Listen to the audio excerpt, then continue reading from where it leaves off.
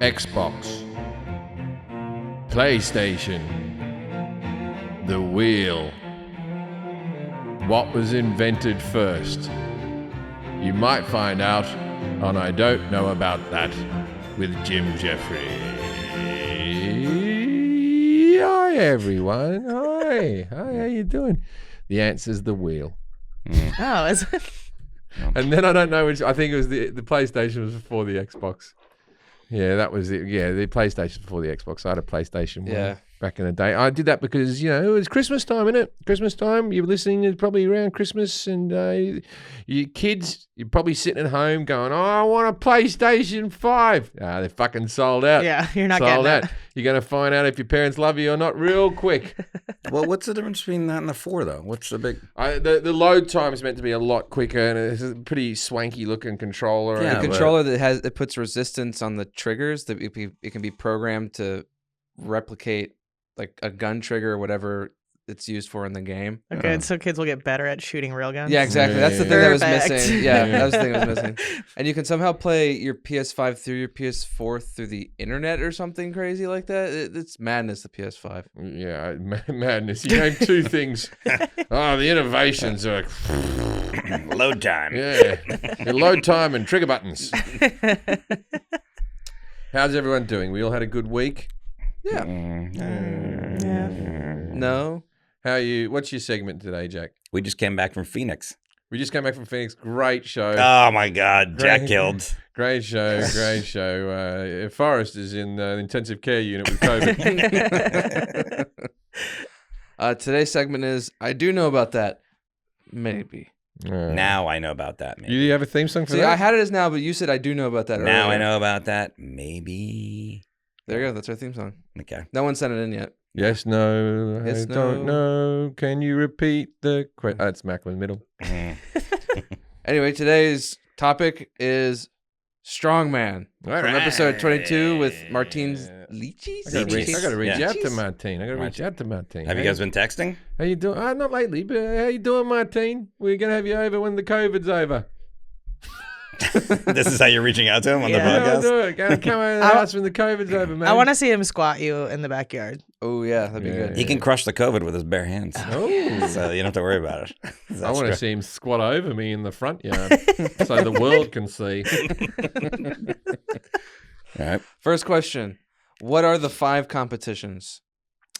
The 5 competitions, or the In 5 the Strongman competition. the 5 events. 5 events. Well, then events. we found out there was more than 5. Yeah, but get me to list 5. Yeah. Okay, I'll read you the 5 then that we talked about, and then you can name me what they are. There's the one where they throw the cattle bells over the He's pole. going to read you the 5 because Okay. there's more than 5. All right. Just read me 5. Farmer's Walk. The farmer's walk is where you get like a whole lot of, like you lift up a car or something like that, and you walk along with it like that on your side.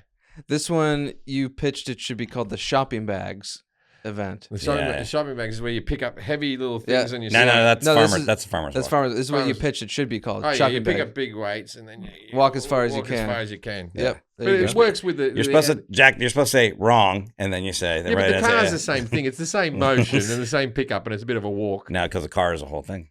Okay. Second one, McGlashan Stones. Oh, they're the stones you have to put on the pillars? Yes. Thanks. Hercules Hold. Hercules. Oh, is where you got to lift something above your head, like the big picture of Hercules? No, that's when you hold on to the fact that you're. I forget. It's when you're holding on to 2 posts that could fall over you, and you hold them as long as possible. Oh, We okay. call them like a grip. That's Totally nice. forgot what my joke was going to be in the middle of that. Good stuff. Good podcasting here. Pole pushing. Oh, I forgot. That's where you push a pole. Yeah. Right? Yeah. It's where you push a Polish person and tell them they're stupid within jokes. Yeah. Your But they joke gotta in the be big. episode was that's what started World War II. Oh, yeah. That was a funny joke. But the competition, it's like sumo wrestling where there's 2 guys, one on either side of a log, and you try to push each other out of the circle. Okay. I just thought of something good for this. Next time we do this thing, you should actually ask Jim if he can remember what his joke was. Last one, the crucifix. Crucifix is where you hold yourself like that. Hold heavy weights with your arms extended out like a crucifix. Ding, ding, ding. And then where's the kyber toss? And where's the one where you threw the You threw in kyber toss, but the in episode we cowbells said there over were the 5. pole and all that type of stuff? Oh, all right. So he knows his shit. There was kyber toss, but it wasn't in the 5, so I ignored it. That was maybe the most lackluster thing you've done on the show ever. No, that's only questions you have? No, I have more. Oh, yeah, okay. yeah, That's all I have for events. Oh, okay. I have other more questions. Let's move on. That was terrible. Who tends to win the strongman competitions? Men. Strong guys. It's a lot Strong of guys. strong guys. Muscular. Yeah. People These are good. people with a hookup for steroids. And it's normally Eastern Europeans are very, very big into it. And there's one other that also wins a lot. Americans, Buck Rogers. Buck Davis. Buck Davis. Yeah, there you go. Damn, pretty good. You also said there's one Australia guy named Gavin who was backpacking in the area and decided to give it a go. We're always backpacking. Yeah, he's around going, oh, it looks pretty heavy, but you never know until you try. I think in the Olympics, the guy was backpacking too. The Australian. So I was backpacking. Yeah, that's what Australians do. We're everywhere. We're 23 million people or whatever. And anywhere, any corner of the earth, there's some Australian bloke standing there going, yeah, I just came over here and I never left. Last question. How many calories per day does the average strongman eat? 6,000. That's very good. It's 5,000 to 7,000 calories. That's what 6 is, yeah. And Martine says that because in the episode you referenced Michael Phelps eats like 10 to 12,000 calories. He says that's He bullshit. says it's bullshit.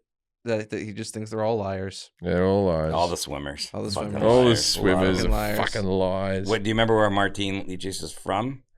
He's from Poland. Mm-mm. Oh God, he's from. I don't remember either. I think it's Slovenia. He came out here as I a was little. going to say Bulgaria. Yeah, he came out here as a little Eastern European but he country, can- but he he came out can- here as a small child. He Yeah, competes he's as been- an American. Yeah, he's been Yeah. on the East Coast since he was a kid. Yeah. Latvian. Latvia. Latvia. Corner boy. Way to go, Manuel Rodrigo. Yeah, Spanish guy. Come Thank you in. very much. Wow. Your voice has changed. I'm doing Latka. That's right. I thought that was Luis. No more questions? That's it. All right, let's start an ad. Started it. People, ad companies pay for the show. They think this is a viable thing to sell their products, and boy, are they right. Good transition. Do you like chefs? Yeah, I like food. Do you like things that are green? I'm looking at your book right there. Mhm. Yeah, it's Yeah. a green book. Yeah, Green book. You're going to love this next promo. good movie. Green Chef. Green Chef is the first USD certified organic. USDA. Oh, God. Like, that's going to help. What did you say? Like, everywhere else in the world is like this. Oh, American regulated food.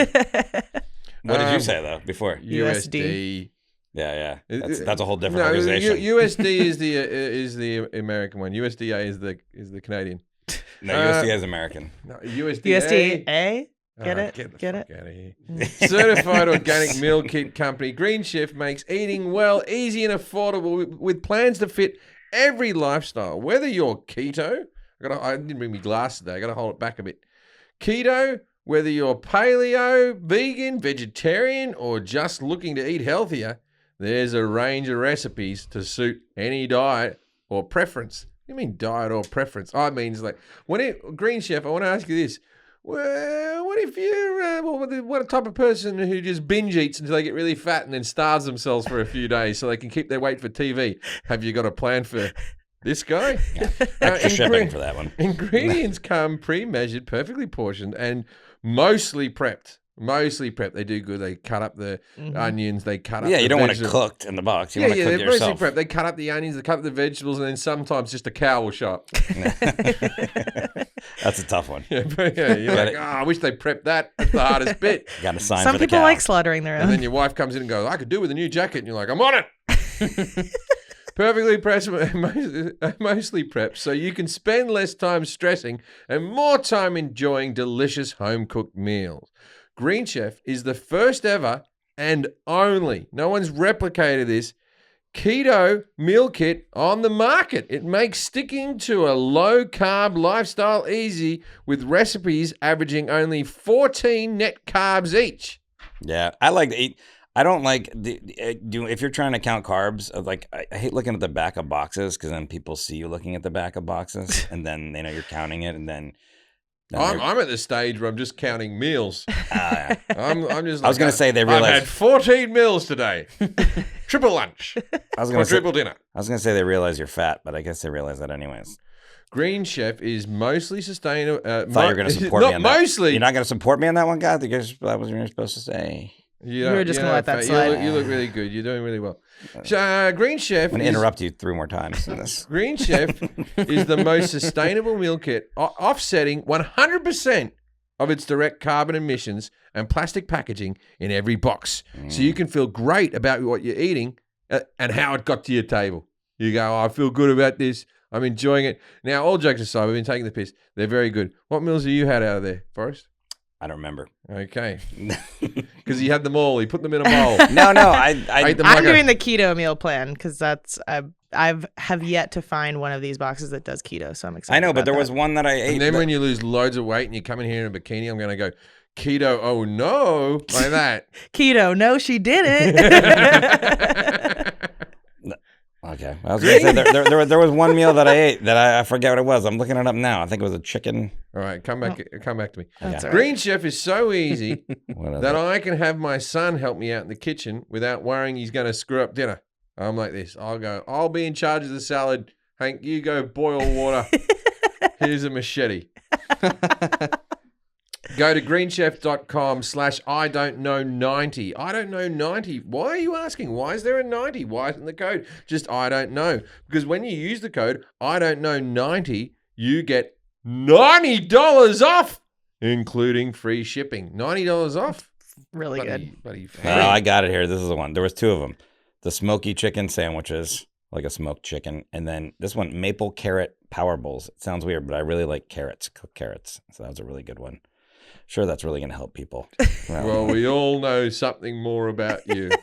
Go to greenchef.com/I don't know 90 and use the code I don't know 90 to get $90 off, including free shipping. Green Chef, the #1 meal kit for eating well. Blackened tilapia. Let's start the show. All right, let's introduce our guest. Please welcome to the show, Gerry Bowler. G'day, Gerry. Good day. Hey. All right, so I've already figured out that Jerry's not Australian. So, But did you notice the extra A? I put the A on it. He's Canadian. Yeah, there you go. Yeah. We solved it. And I'm going to say it harks back. Okay, we have to judge a book by its cover. Yes, though. Yes, though. Yes, though. Yes, though. Judging a book by its cover. Yeah, we need to figure out a better way to get into the theme song. Oh, people love it. Yeah. So Gerry Bowler. Okay, so you go back to the old days when everyone was named after their occupations, like Smith was a blacksmith and a cooper made barrels. I'm going to say that Jerry's a bowler, and we're talking about bowling. No. Okay, all right. Then I'll have to. Well, he might bowl, but we're not talking about bowling. Professional bowler. Yeah. Okay, not a professional. Okay, Gerry, you're a Canadian. I've decided. Very good. Yep. Yeah, for Canadian. So what the Canadians into? Do you write books, Gerry? I do. Yes. Are they educational or fictional? They're highly informative, I would say. Highly informative. So they are okay. So they could be instruction books. They're the most informative of them all. The IKEA instructions. That one there is step 1. Yeah. Have you got an Allen key? Okay, highly informative. Is it something that is informative to a broad spectrum of the public, or is it a very niche market? No, it's pretty broad. I'd say it's almost global. Almost global. Almost global. Almost global. Do your books involve science? No. Well, occasionally, but not much. Okay. Occasionally, but not much. Do your books better mankind?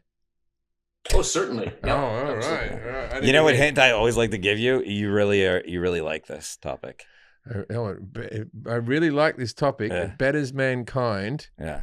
Are they cookbooks? No. Yeah. I'm surprised you always But say that's fitting. Cookbooks are informative. They're global. They They better better mankind. yeah, you always say porn when I give you that hint, by the way. So I'm glad that you went with food finally. That's Yeah, good. yeah. A better hint is you just commented on my sweatshirt before we started. It's Christmas time. Normally you'd give me a treat. It's Christmas. You write books on Christmas. Yay! Yes, Gerry Bowler grew up in Western Canada and earned a PhD in history from King's College in London, England, with a dissertation on Protestant political theory of the Tudor period.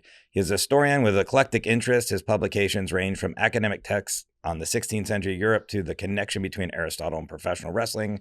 But for the past few decades, his focus has been on the social history of Christmas.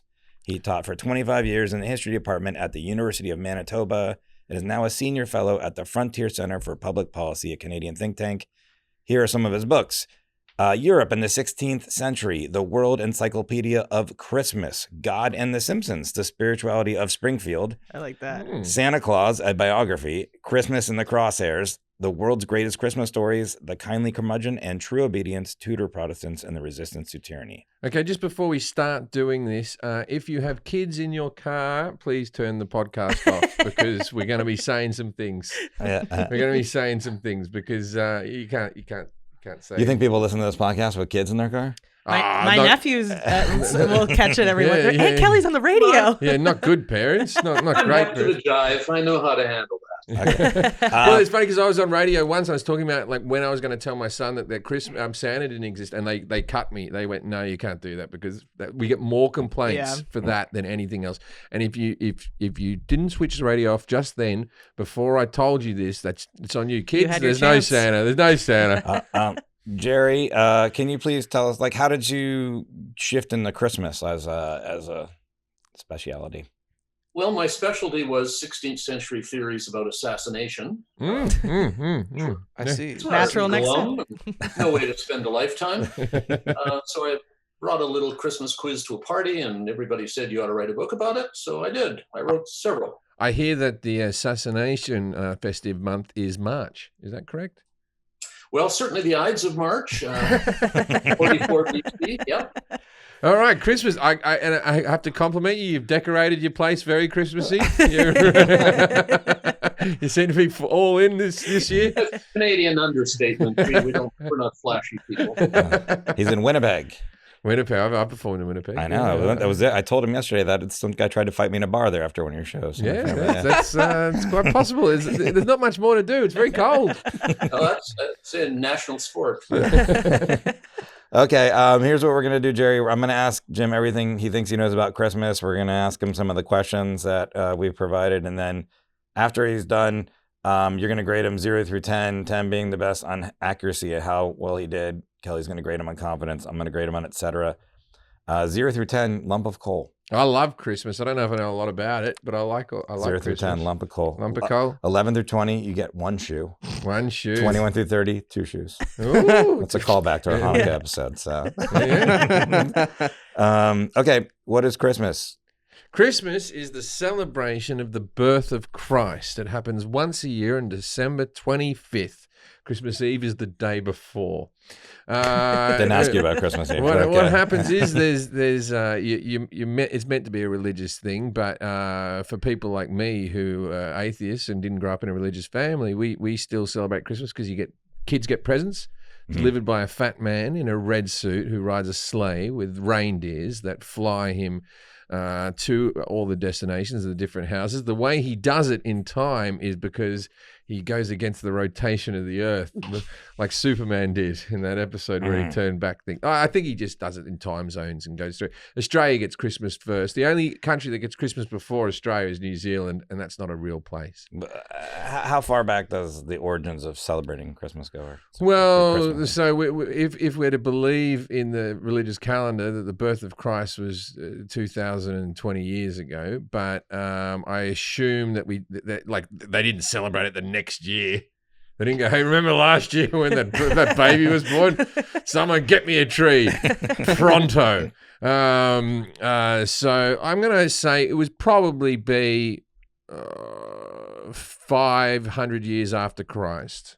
Okay. It's 500 years after Christ. So that would put, I'm not even doing the math yet. 15 or 520? AD. Yeah, 520 AD. 520 AD. Okay, and then, like, what's the story of? I know you kept going on the Santa Claus. Okay, so what happened was there was this woman named Mary, right? And she was shagging around and she didn't want to admit it. So she said I don't know that. So Mary was visited by an angel, and the angel came down and impregnated Mary, came down and just put a baby in her. And then she went off to Joseph and just went, hey, I'm pregnant. And he's like, what? But we haven't even had the sex yet. And she's like, I don't know what happened. And he's like, I'm a good guy. I'll take care of you, right? So then what happened was they were living in Jesus of Nazareth, right? They were living in Nazareth, I believe. I'm going to say Nazareth. Maybe he moved there in his teens. But he was living in Nazareth. And then there was a thing with the census where they said that everybody has to go back to the original town of birth to be counted or whatever. And so they got on a donkey. They got a pregnant woman on a donkey because you don't want the census to be mixed up, do you? Right? So they went off to Bethlehem, right? Now in Bethlehem, there was no more, all the hotels for the census were all booked out, right? And you know, you should rock up to a hotel. There's people waiting in line and checkout, right? And they're like, have I got my room? And they're like, yeah, you've got a room. And they're like, cha-ching. And then there's like a heavily pregnant woman behind them going, I might be giving birth. And rather than saying, I will give up my room and I'll sleep in the barn, they looked at the woman and went, sucks for you, right? And the guy said, there's no room at the inn. And so they had to go into the barn, a manger, right? The manger at the back with all the animals and that type of stuff. She gave birth. They never really harp on about whether it was a long labor or not. I think it was a pretty easy birth. The woman had been riding on a donkey for 2 days. So she gives birth. And then there's a star, a bright star that rose, that was above because it was the Son of the Lord was born. And all the shepherds and stuff looked at the star and they walked towards it, which we all know doesn't really work because if you look at a star, you could walk 20 miles and go, oh, fuck, it's still in the same spot. But this particular star seemed to guide them, right? And they walked. All right, let's wrap it up. They walked there. And then there was we got other questions. Three wise men showed up and they had frankincense, gold, and myrrh. And I believe one of them was they were all. Now, who were the three wise men? Like what? One of them was called Balthazar. Yeah. And why were they there? Ray and Finkel. Yeah, Ray and Finkel. Balthazar, Ray and Finkel. Why were they there? They were there because King Herod had heard something about like there'd be a baby born, and he was getting a bit upset about there being a new Christ, and there was people that were thinking about bumping him off, and they were like, we have to see the Lord, man. Okay. What is Yule? It's something you tie things together with. That's why you go, well, my parcel needs a Yule tie. Yule tie. Yuletide? Yuletide. Oh no, Yuletide is a detergent. No, why? It makes your clothes smell like candy cane. Okay. Yuletide. Is Christmas a pagan holiday? The pagans are always bloody involved with everything, but I'm going to go, no, it's not. It's a Christian holiday. The pagans aren't Christians. All right, and was Jesus actually born on December 25th? No, he wasn't. He wasn't. Like the idea... Like I used to know. Because our calendar's meant to go from the date of Jesus' birth. That's how we have our 2020 and that type of stuff, and that's why religious people believe the world isn't that old, et cetera, et cetera. But, you know, he was obviously born on January 1st. And New Year's baby. What happened was we didn't want to double up on the birthdays. So they went, slap it back a week. Give us a whole week off work. Yeah, that's smart. Who celebrates Christmas? How many people are in the world? Let me count. I'm going to say... 3 billion people. 3 billion. 3 billion. How many people are on the planet? 7 billion. Yeah.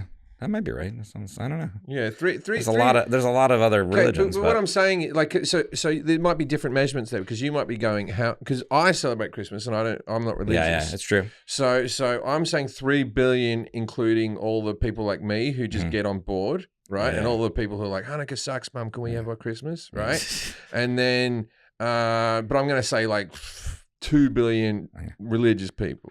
Is 2 billion Christians. Is Christmas the most important holiday in Christianity? Remember we did this with Hanukkah. It's not as important as Easter if you're religious. Yeah, okay. What was the massacre of the innocents? I don't know. Oh, dude, that's what my high school was named after. The Holy Innocents. Yeah. The massacre of the innocents was the time that Jack lost his virginity. So everybody's headphones, one's like cutting in and out.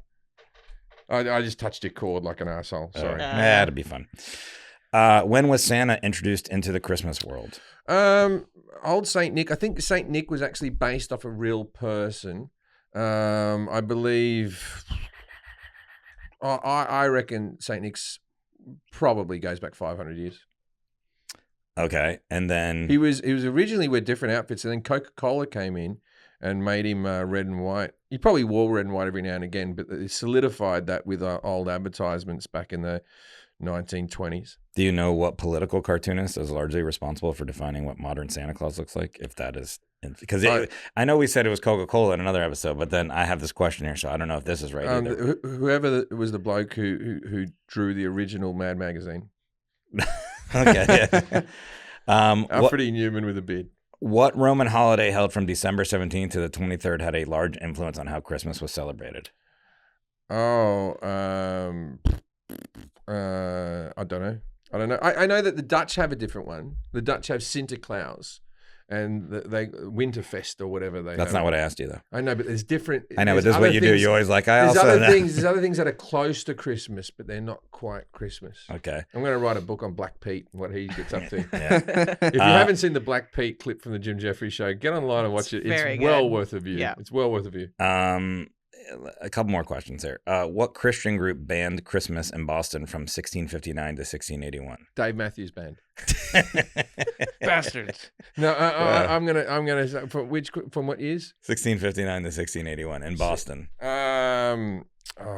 Christian The group. Southeast. It would be Jehovah's Witness. Jehovah's Witness, although they believe in a type of Christianity, they don't believe in Christmas or birthdays or anything like that. So they still don't celebrate that. In what country did the custom of putting up a Christmas tree originate? I would give that to the Germans. Yeah. Because of Tannenbaum and them having the song. Why would they write the song? Yeah. Okay, here's a couple more questions. Is Die Hard a Christmas movie? It is. It's open for debate. Because I started watching it with my son just the other day because we were going through Christmas movies because it's Christmas. Yeah. And Merry Christmas. It turns out Die Hard, I started with my son like, you want to see a real Christmas movie? There's like tits in the first scene. It's an office party and someone's shagging some woman and the terrorists come in. And then so you forgot about that? Yeah, I just forgot about it. Yeah, I didn't know about that part. I forgot about it. I'm sitting there with an 8-year-old going, oh, it's going to be a bit because he likes action movies. Yeah. He gets like a hose and jumps off the building.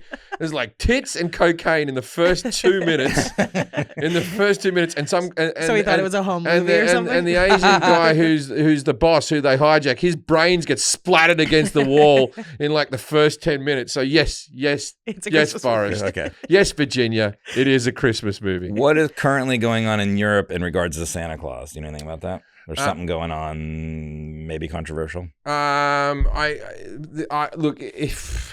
believe that probably.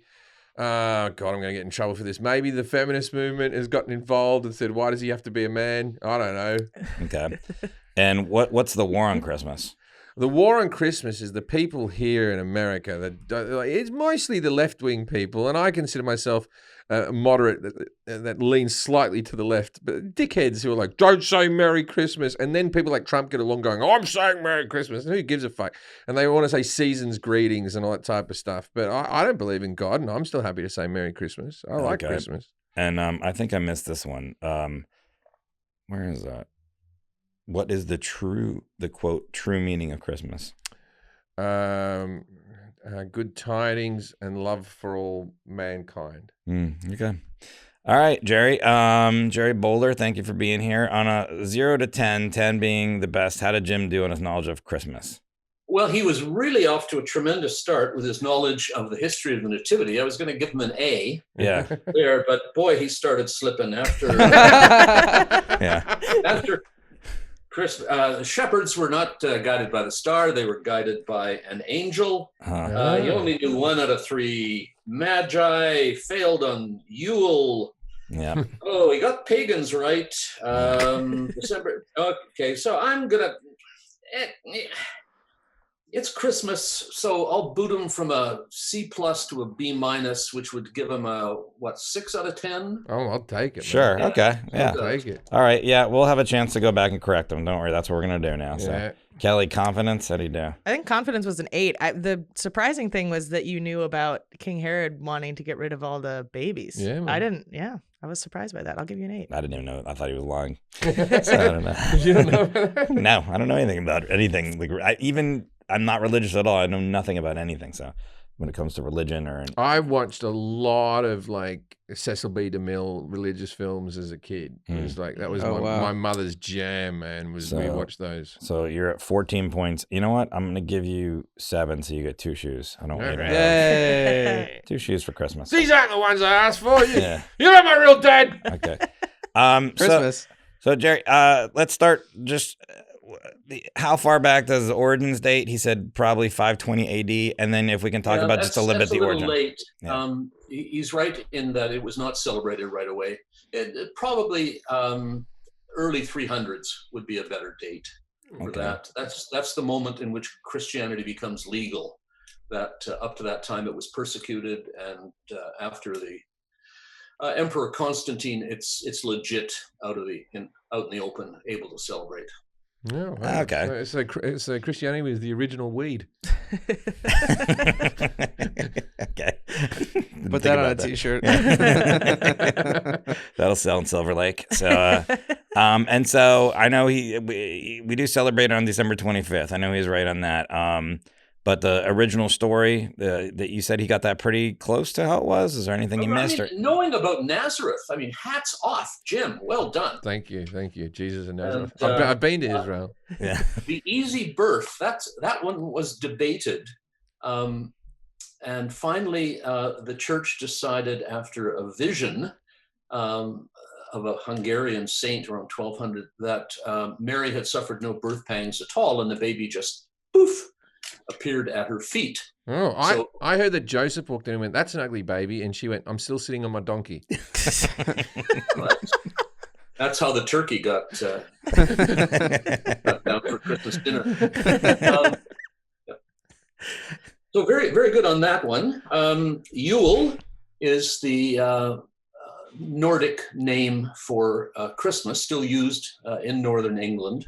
And the root of Christmas words in Scandinavia. Can I ask you, just going back, so when they decided to celebrate Christmas, the first, you said 380 around there sometime, what did that look like? Like, what was that? It would have been a church service primarily. Yeah. But the fact that it occurred in the midst of the Roman holiday period, right between Saturnalia and the Roman New Year, meant that really quickly all kinds of accretions landed onto it, like gift bringing and greenery decoration. That kind of stuff stuck. Things like cross-dressing and wild dances in the streets and dressing up like animals didn't stick. That was popular in Sodom. Sodom and Gomorrah. That's a little earlier, though. Wow, it would be fun if we still cross-dress. Yeah, if they added cross-dressing into the Christmas traditions, that'd be fun. You could now. Yeah, I guess, you could. Yeah. I hear that Santa is actually Mrs. Claus. Yeah. And then the 3 wise men, I know Jim probably didn't get their names right. Why were they there? What were their names? And what was... Gaspar, Melchior, and Balthazar. Melchior! Yeah. They were following a star. They'd seen his sign in the east and come to worship him and brought gold, frankincense, and myrrh. So Almost full marks for that. Yeah. I only knew the name Balthazar. I'm a big fan of the Rankin Bass stop motion shows from my childhood. I'm obsessed with them as a kid. I tried to get my son on board, and he was like, "This is shit, Dad," and I'm like, "It's good. It's good stuff." But The stop motion is not good. I know, because when I was younger, that's what I was the Rudolph stop motions. I remember watching those, but I can imagine a kid today would just be like, "This is." Yeah, animation's really good now. Yeah, no, the Santa Claus is coming to town is my favorite thing ever. Heatmeister and Snowmeister and all that type of stuff. But there was the little drummer boy. He went and there was no drummer boy. That's just the song. There was no kid rocked up with a drum and started bothering everyone. That didn't happen. Not right? as far as we know. Okay, No. good. That's why we have the carol Silent Night. Ah. Yeah, there's a lot of contradiction in Yeah, there. yeah. It's like, oh, Silent Night. I'll sing a song about it. No. The whole premise is it's going to be silent. Yes, to music. No. The little drummer boy is probably the reason King Herod wanted all the little boys killed. And then we got Silent Night. That's what I'm guessing. So frankincense, frankincense and myrrh. I just know that as like incense. No, we know what gold is. Myrrh, frankincense was like a lotion or something like that. The last two are about worship. That's the incense, and myrrh. That's actually an embalming paste. It's a balm. That the carol "We Three Kings" talks about power and praise and sacrifice being the essence of the three gifts. And what record do we have of these people actually being wise? Were they just people who big mouth themselves, like I'm really smart, or did they win Jeopardy? Well, they did very well on Christmas Mastermind. The Greek word is magoi, which means mage or wise guy. All right. Okay. Oh, was it more like wise guy, like a Pesci. Jersey version of wise guy? Yeah. Here's the gold. Yeah. Where's the gold? Got some capicola for you, Jesus. Yeah. And that's how Jesus got his name. One of them walked in and looked at the baby and went, Jesus Christ! Oh, God, who had birthed that kid? I say, I get no respect. I should have done a Sopranos Christmas episode. That never happened. So is Christmas a pagan holiday? Said no. Nah, you got that one right. Yep. When was Jesus actually born on December 25th? It's as good a date as any. It doesn't come from the Roman holiday period as we used to think. It's based on a weird calculation that says that the earth was created around the time of the spring solstice, and that would equate to the conception of Jesus. And so 9 months after the spring solstice, poof, gives us December 25th. Okay, yeah. Never really thought about when he was conceived. Just when he was born, but yeah. Checks So out. he was conceived by an angel, right? Or the angel just told of the conception? Yeah, the Holy Spirit we generally give the responsibility to. It's the same as Anakin Skywalker. Yeah, going back... The midichlorians. Oh, I see. Yep. Okay. Nice. I think that's good. Who celebrates Christmas and how many around the world? Jim said around 3 billion, maybe 2 billion are religious. Do we have numbers on that, or?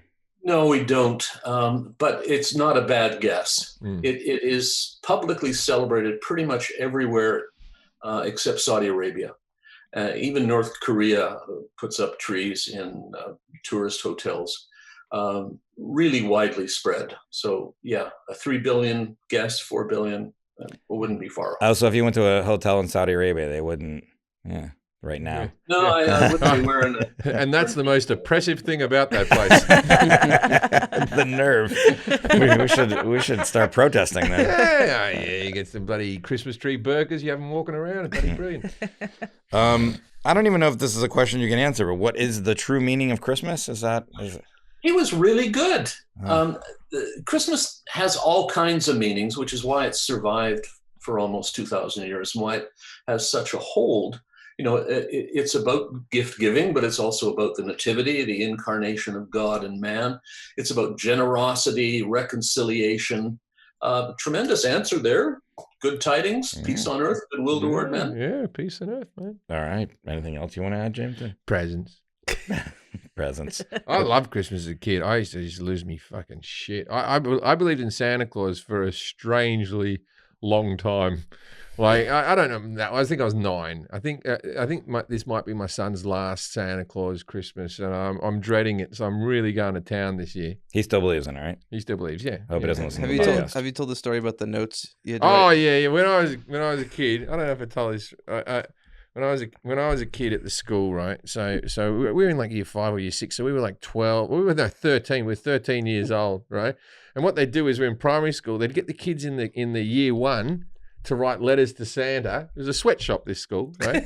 They'd get the kids to write letters to Santa. Then they'd give them to the grade 6 kids, the 13-year-olds, and we as a task in our class, we'd have to write back as Santa to be delivered back to the kids, the younger kids, right? So we get sent all these letters up into our class, and I'm sitting next to this girl. She's called Fiona. I won't say her second name in case she sues.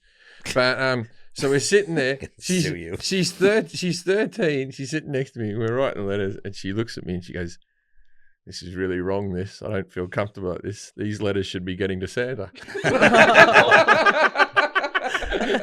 Idiot. And I just looked at her. It's not my place to tell her. I'm like, yeah, fucking tell me about how are these kids even get their presents, right? The way I found out, I was maybe 9 or 10 or something like that. And I had one toy that I got that was made of wood. Right, and I knew how Christmas worked. Santa had the helpers in the store, and they bought the presents, and then he delivered them. The elves weren't making the stuff from Mattel; they weren't making Hot Wheels, right? Mhm. Hot Wheels made Hot Wheels, and Santa delivered them. But there was a few things the elves obviously did make, and I had this wooden puppet. I like puppets as a kid, right? And this wooden puppet, right? And my friend came over. And I go, "Look at me, Christmas haul. I got this. I got an Atari. I got a thing." And I go, "And this wooden puppet here, this one was actually made by the elves." And he looked at me like I was a simpleton. He didn't even have to say anything, and I just went, "Oh no!" That's where your comedy career started. And I was kidding. Fucking idiot. You believe me? Elves is the brand. What was the Massacre of the Innocents? It's not when Jack lost his virginity, was it? No, it has to have happened. Okay. Still waiting. Yeah, that's Herod's Massacre of the Boys in Bethlehem. Well, I sort of got it. Can you expound on that a little Yeah. bit? So what was the catalyst for him wanting everybody to be dead? The wise men show up in Jerusalem and say, "Where's this newborn king of the Jews we hear about?" And Herod, being king of the Jews, gets a little antsy and consults his soothsayers, and they say, "Well, the scriptures say Bethlehem, likely." So Herod says to the wise men, "It's off in Bethlehem, just down the road. Let us know where you find the kid." And so they go off and worship the newborn babe and are warned in a dream about Herod. And so they leave. And Herod, discovering he has been deceived, sends in the secret police, and they massacre all the young boys of Bethlehem. It's like the plot of It's Home known Alone. Yeah, well, it's not. It's a little known fact. I watched a that different Home it's- Alone, I it's- guess. It's a little known fact that if Trump got a second term, that was his plan. Oh, Yeah, Oh. get rid of the COVID. Yeah. yeah, just born of Barrett he was. Yeah, it's very Game of Thrones-y. That's what it is. But also, like all the women in town must have been like, "This is bullshit." Yeah. When they got to like their 20s, they're like, "What? There's no men in this town." Yeah, fair point. But all a couple years older or younger, yeah. So when was Santa introduced into the Christmas world? He's off by a few centuries there. Saint Nicholas is around since the 300s. He becomes the gift bringer around 1100. He kind of spawns Santa Claus about 1820. Who was this guy? If he didn't become a gift giver for another 700 years or whatever, like who was he? He was the most powerful saint in heaven aside from the Virgin Mary. He was the patron saint of just about everywhere, but particularly the patron saint of children. But did he live? Did he live with us? Oh yeah, no, yeah. he was a bishop in what's now Turkey. I visited the church in southern Turkey where he's supposed to be buried. Oh, so he's from Turkey. He seems awfully white. That was before it was Turkey. That was still part of the Roman Empire. Yeah. And then in another episode we did on Coca-Cola, he said that the red and white was because it came from a Coca-Cola ad or something like that. That's a myth. Yeah, absolutely. No, Coke had nothing to do with the invention of Santa. It's just that their ads, done by Haddon Sundblom, a Chicago artist in 1931 on, were omnipresent. You went every store, every billboard, the side of every bus had those ads on it. And so the red and white led people to think that Santa had been the product of Coca-Cola. So Coke isn't the reason he wears red and white, but it is the reason he can deliver all those presents in one night. Okay. Well, and this is why we have this podcast, to like get things correct. In another episode on mushrooms, there's something about like the red and white of the mushrooms being associated. Oh, yeah. And yeah. There was a whole book written about that. Yeah. Yeah. And again, no, that's not, we're not. Yeah, because we're going to go with you. You're the Christmas expert, so that was we're going to go with you on that. Okay. When were the elves introduced? Was that just someone writing a book? Well, that's interesting. See, St. Nicholas is the gift bringer up until the 1820s, and he is a Catholic bishop. But American poets turned him into a secular figure dressed in fur in a sleigh pulled by reindeer. Just an idea that they had, because it was still the Little Ice Age in the early 1800s. So if Santa Claus has some kind of polar connection, then they adopted all of these house elves that populate Scandinavian folk literature and give them the elves. So they pop up about the 1840s. Oh, the Scandinavians with the elves. I learnt that off Eurovision movie. Yeah, Icelandic elves and all that. Have you ever seen the Finnish movie Rare Exports? I'm going to think through all the Finnish movies I've seen. No. Oh, you really have. It's the third best Christmas movie ever made. And the third best. All right, this is already a question. So rare in the exports. Top 5, man. Rare exports. It's called. Yeah. Okay. Rare experts. Oh, is it better than Die Hard? Wait, exports or experts? Exports. Exports. Yep. Rare exports. Okay, so what's your top two then, man? Well, it is the Scrooge, the 1951 Scrooge with Alistair Sim in black and white, except no colorized version.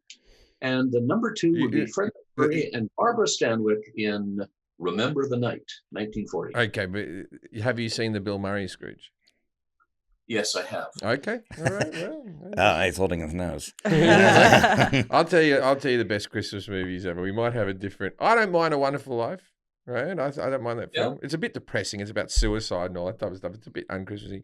Your number one is Chevy Chase and Christmas Vacation. Oh yeah. Then your number two, Home Alone. Boom shakalaka. You watch them, you'll be very. What about happy. Die Hard? You said that's a Christmas. Die Hard's not. No, Die Hard's. It's a Christmas movie, but it's not the Die Hard best. 1 hasn't dated that well. The rest of the Die Hards where they ramped it up, like he starts off just like as a cop, he's just like, oh no, I'm caught in this building, I've got no shoes on. Yeah. And then the next one, he's like a superhero, and I thought he gets better and better. He gets more powerful. Do you consider Die Hard a Christmas movie? Absolutely not. No. Do you watch Chevy Chase's Christmas Vacation, National I Lampoon? do. Yeah, very nice. It's a good film. What about Christmas Story? Find Ernest Saves Christmas, but oh yeah, Ernest Saves Christmas. I love Ernest Saves Christmas. I've never seen Ernest Saves Christmas. Well, I got the Ernest movies on a DVD box set at home. I'll bring them over. My son's really vibing with these the Santa Chronicles or whatever on Netflix. They brought out one last year, and it's Kurt Russell playing Santa Claus. Oh yeah. He's really liking those. I haven't watched them, but he digs them. What about A Christmas Carol? That's not on anyone's list. I feel like that. What about White Christmas? That was a good one. I've never seen like most of these movies. A Christmas Story you haven't seen? Polar Express. Fudge. Okay, here we go. I'm going to put another one in the top 5. This isn't even controversial. I can't believe it's not my top 2. Elf. Yeah, Elf is great. Elf's awesome. Yeah. Elf's an awesome movie, man. Yeah, Elf's pretty high up there, I think. Charlie Brown Christmas. My wife, she prefers Home Alone 2 to Home Alone 1. Oh, good heavens! Yeah, I wish you told me before we got married. I could have dodged a bullet, but now I'm stuck in this relationship. She likes Home Alone 2. I like Home Alone 2. What's wrong with Home Alone 2? It's good, but it's not a patch on Home Alone 1. When I was younger, I preferred 2. And I feel like I've mentioned this before, but my mom's legs are in Home Alone 2. We have to go with that one. What do you mean her legs? And her president's Chopped in the off? second movie? In the scene where the robbers they're staking out the toy store because they want to She rob doubled it. for Joe Pesci. They're sitting in the Big little calves. toy houses waiting for the store to close, and a woman walks by and they follow her legs and watch her, and that's my mom. Oh, So my mom has been in a movie with Trump, Well which done. is very cool for her. Yeah, Very exciting. Yeah, Donald Trump's in that movie. I forgot. Yeah. We mustn't overlook Elves, a 1990 movie in which a love-hungry Nazi elf is part of a fiendish plan to create a super race and bring back a Hitlerian Fourth Reich. What the Right, fuck? when you say Whoa. elves, when you say I gotta see elves, is it spelt with 2 S's? Might have to watch that one. Wow. Who's in that? Remember Grizzly Adams, the actor there, plays a department store Santa Claus who saves the virgin who is to be mated to the elf. So put that on your list. I tell you which one I I'll like. tell you another one. not to Bad watch with Santa. it. I like yeah, Bad don't Santa. watch that with an 8-year-old. That's what I was about to talk about. Well, yeah, I know that. Yeah, I thought, this would be a bit of a laugh. Oh, no. No, I like Bad Santa. That's a good one. Okay. So is this wrong then, as far as a political cartoonist being responsible for defining modern Santa? Is that? Yeah, the face of the modern Santa comes from the 1860s by the cartoonist Thomas Nast. Oh, okay. He was the guy who also invented the Republican The elephant. elephant and the Democratic mule. Oh. You just said, oh, right, like you knew Thomas Nast was. No. He was saying it was a political cartoonist. Oh, I okay. wasn't- yeah. Okay. But that guy's got a I thought great... you were going, I do like his stuff. Nast? Nasty Nast? I'm just stroking my Santa beard now. He's got a good resume there. It's Santa and political Democrats parties. and the Republicans. That's good. The truth is, he was trying to draw Santa 3 times. It's just terrible. And like, that one looks like a donkey. I give it to the bloody. Which one's I the don't donkey? know which one. Oh, okay. So the elephant is the donkeys. Oh, God, the donkey's the Democrats, the elephant's Yeah, the you got Republicans. it. Yeah. I think maybe you touched on this. What Roman holiday held from December 17th to the 23rd had a large influence on how Christmas is celebrated? Was that what you were talking about earlier with the... Yeah, Saturnalia. We used to think that. We don't think so much anymore. But it's really the Roman New Year on the 1st of January that gave us most of the stuff like presents and greenery. Yeah, okay. And then what Christian group banned Christmas in Boston from 1659 to 1681? Well, it wasn't the JWs. It was the Puritans. The bloody Puritans. Puritans. They're no fun They're at all. always up to no good. Keeping everything pure and not fun. Yeah, the JWs. I've never heard of that before. That for the Jehovah's Witnesses. Yeah. I'll tell you this about the Puritans. They've never been invited to an orgy. The whole group. None of them. None of them's like, oh, but she's really hot. No, I don't care. It's gonna be a nightmare. She's gonna want to burn something. Yeah. No, that's the different. The burning in it. Don't pagans burn things? Pagans and Puritans are different. Puritans and pagans aren't the same thing. Yeah. Don't They even both get me start started with on the I think Quakers. I think they're the opposite. Yeah. In what country did the custom of putting up a Christmas tree originate? He said Germany. The custom of putting up a Christmas tree outdoors is not Germany, but the custom of bringing a Christmas tree indoors is Germany. Wow. Yeah, I was surprised that you got that. Tannenbaum. Oh, Tannenbaum. So outdoors is different. Yeah, outdoors. The custom of having a tree outdoors Was Mother Nature. goes back quite a far way before houses. Started by political cartoonists. Yeah, did you see the one this year in Times Square? Oh, it was really ratty looking. Did you see it at all? No. It was like everyone, of course, was like peak 2020, but it was a shit tree. And then there was an owl that was like still sitting in the tree that they had to relocate. My tree, I got a big ass tree this year. It's not taking water. I put water in to begin with. Am I doing something wrong? It's not taking the. It's not 2020. It's not sucking up the water. Is it screwed too close to its base? Did you cut the trunk? Yeah, after you got they it? did all that. Luis has a trick for. Don't you put some sort of cola in the Christmas tree? Oh, they put that Mexican milky Fanta or drink, something. muchacha or muchacha. Muchacha. Horchata? Did you say muchacha? Horchata. Horchata, yeah. That's why I never ordered it. I love it, but I can never get it. Hey, can I get a large muchacha? A woman comes out from the back. Bring out the cook. I know, what is a muchacha? That's a woman. That's a woman. All Yeah. right, okay. I'm gonna get a large muchacha. Yeah, Well, it is a milk-based drink, Yeah, so it could just be. I'm gonna order that, and I'll be happy if I get either.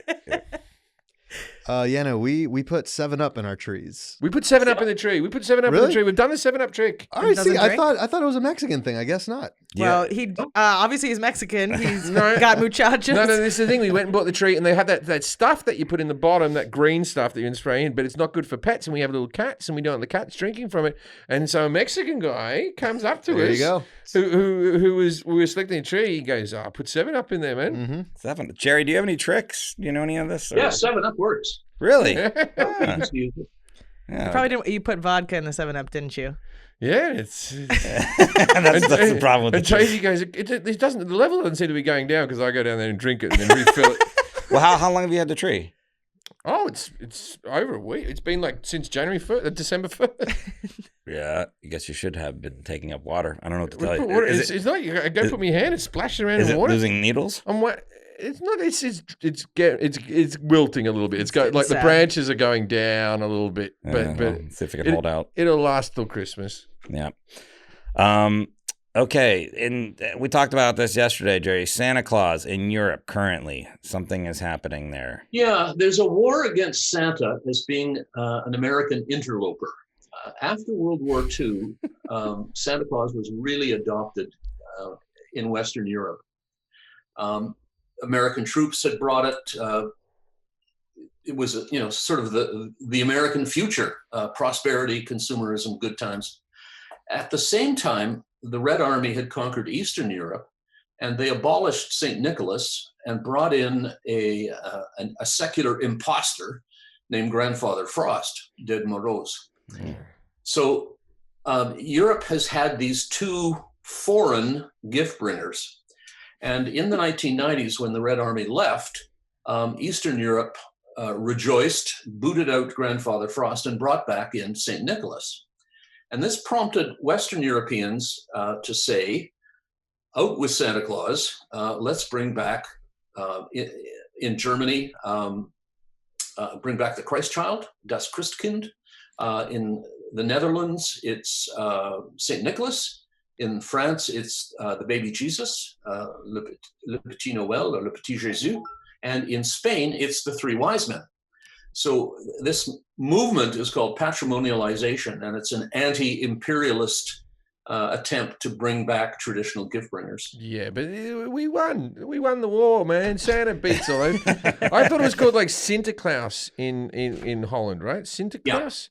Yeah, Sinterklaas is how he gets taken to North America, and that's the name that these New York poets hear orally. They hear Sinterklaas and turn it into Santa Claus. And he rides on a horse, and he doesn't do the sleigh. He does a horse ride, and he wears one of those like bishop hats, pointy hat. Yep. And you know about Black Pete?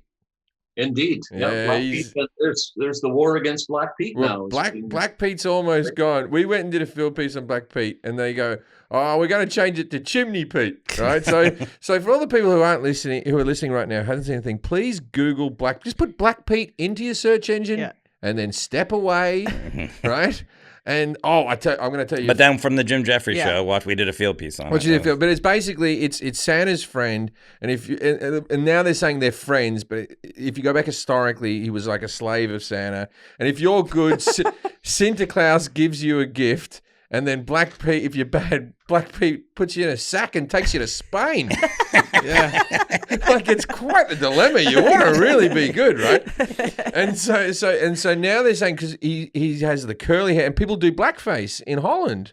We're the most inclusive society in the world, where they have prostitution and drugs and all that type of stuff, and then they do blackface. And they gold jewelry and an afro-y wig, and it's really offensive looking. You could be the most racist person in the world and go, "Oh no, I don't know about that." That one's no good. And so now they're saying that the reason he's black isn't because he's black, is because he's gone down the chimney first before Santa Claus, making him black. Although for some reason it's just his hands and his face, and somehow his hair becomes a fro, and he has big red lips, and the rest of his outfit's pristine. Hit the dry cleaners. They're getting rid of him, right, Jerry? Or they're a United Nations delegation came over and said, yeah, get rid of him, he's racist. Also get rid of St. Nicholas. You've already got Santa Claus. And they just about lynched her. She had to be escorted to the airport, flown back to New York. Yeah, ironically. Ah. They're very passionate about Black Pete. They're like the first time I saw Black Pete was this. It was very jarring. This is before we did the field piece. I was performing in Afghanistan, right, during the war, not just for laughs. And I was going out there to perform for the troops. And so I'm in Afghanistan. So there's Australian troops, American troops, British troops, Dutch troops, right? All the people that were there. And it was in December. And then there was I was with some American soldiers in a van, and we're driving through the base, and there's like 8 guys in blackface with hoop earrings and stuff like that. And I was like, what the fuck? What the fuck is that? And Merry Christmas. And then the American's like, that's the fucking Dutch, man. He was like fuming. He's like, you try to tell them they're not going to fucking listen about their fucking Black Pete. And I'm like, Black Pete? Also the name. It's just Black Pete.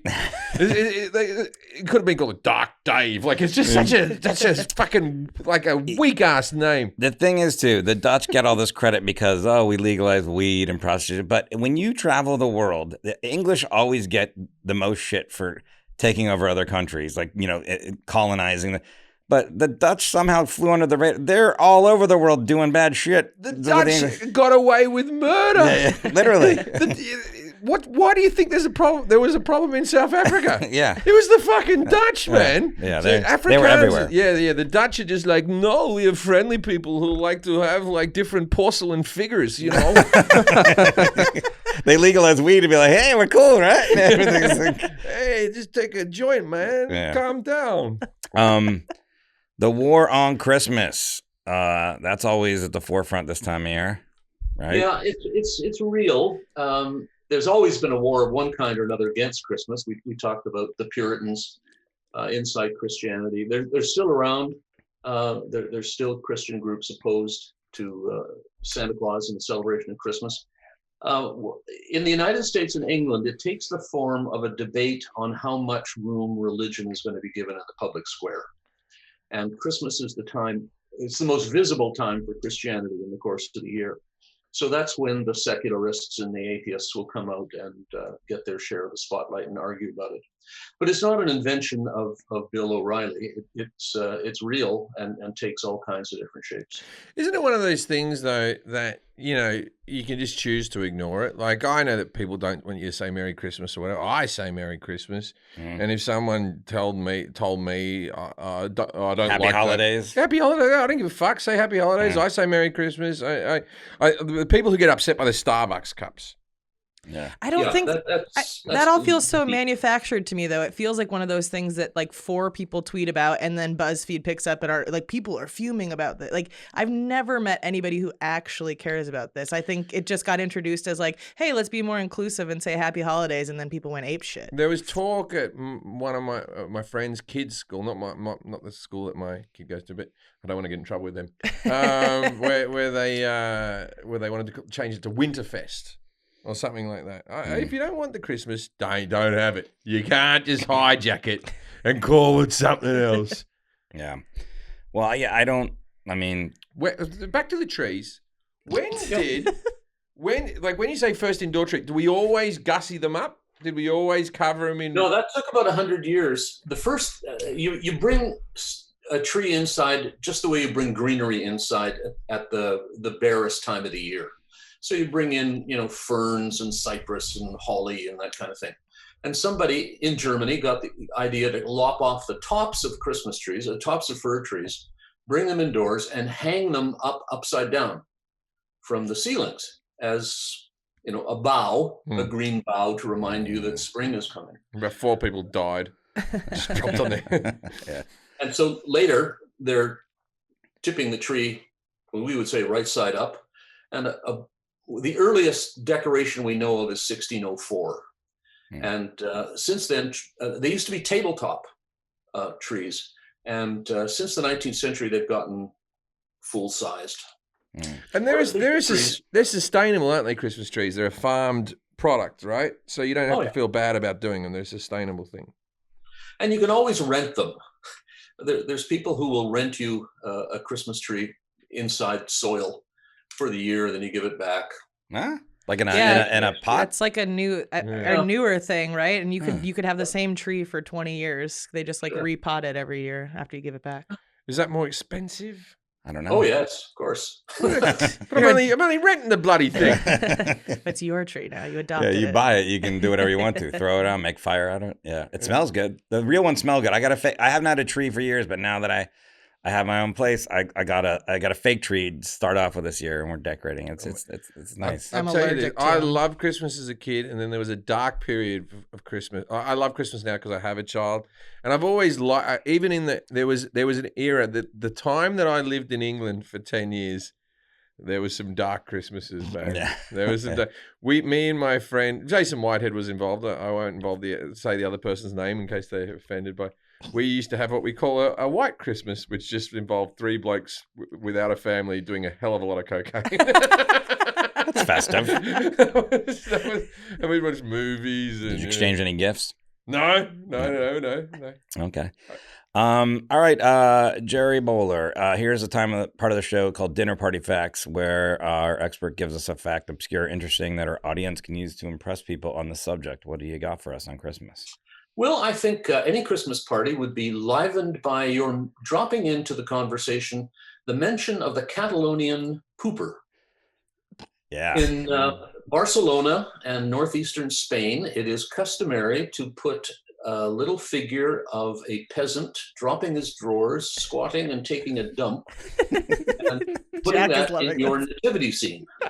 Jack is, Wait a minute, Jack wait a is minute, about wait a to minute. explode. I wasn't paying enough attention. What country's doing this? It's northeastern Spain, Catalonia, Barcelona. Oh, okay. Okay. Yeah. Hey, If you go to Barcelona, they'll have one that's about 12 feet tall. but you could see poop coming out of the little figurine. And why is that? It's used like a hit the ground. pile. Yeah. No, it's on the ground. And And why? you can buy it in the shape of rock stars or soccer players. Yeah, I was telling him that my brother Scott and Jen went to Spain probably 15 years ago, and they came back with a figurine of John Lennon shitting.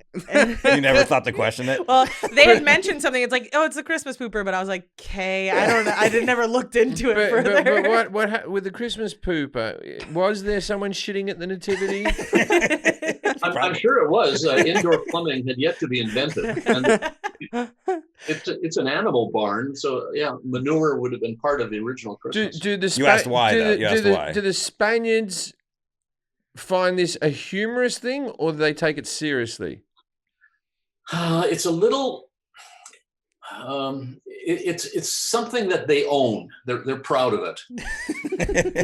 There's also, I have to tell you, a pooping log. In which okay, so you get a log. Let's call it a Yule log. and you feed it during the course of a week, and then you cover it with a blanket. At Christmas time, the kids come with sticks and beat it, saying "shit, log, shit," and out come little presents. Wait, and that's in Spain too? Northern Spain, southern France. Is that where dropping a log came from? That reference? Like that's... No, I think it looks like a log. I think it's. Oh yeah. Well, in Australia, at the top of our Christmas tree, we don't have a star or an angel. We put a kangaroo dick. Oh, no, you don't. We do, yeah, an erect kangaroo dick, and the scrotum hangs down, and then like, shut up. And then like we go to all the little children come around. And we go, "What's in the scrotum?" And then you're like, one kid tries to climb to the top, and if it can get to the top and get to the scrotum, they get the present. It's normally a lolly or a testicle. Yeah, and that represents what? Christmas. No. The pooper That's going in the book. Yeah. What does the pooper represent? Like, again? Fertility. Yeah, that doesn't make Wait sense. a minute, that doesn't make sense. I get my wife and I go, "Come over here. I want to show you how fertile I am." Why in the dining room, Jim? Well, that is definitely a good dinner party fact. Gerry Bowler, we want to mention again, has author of many different books. The World Encyclopedia of Christmas, a Santa Claus, a biography, Christmas in the Crosshairs, the world's greatest Christmas stories, This one sounds really interesting too. God and the Simpsons, The Spirituality of Springfield. I don't know if that's a Christmas book, but that just sounds like an interesting. Yeah. But The Simpsons was, at least when I did this in the 90s, the most religious show on television. Wow. Yeah, Reverend Lovejoy, and they still go to church. Flanders. Flanders is super religious. And there was the fact that, like, George Bush said, we need more families like the Waltons and less like the Simpsons. And then there were people like, they go to church every fucking week, man. Yeah. But Gerry is Gerry, and then Bowler like a bowler. So please look him up and buy one of his books if you are interested. And do you something else you want to promote or say, Gerry? Sorry.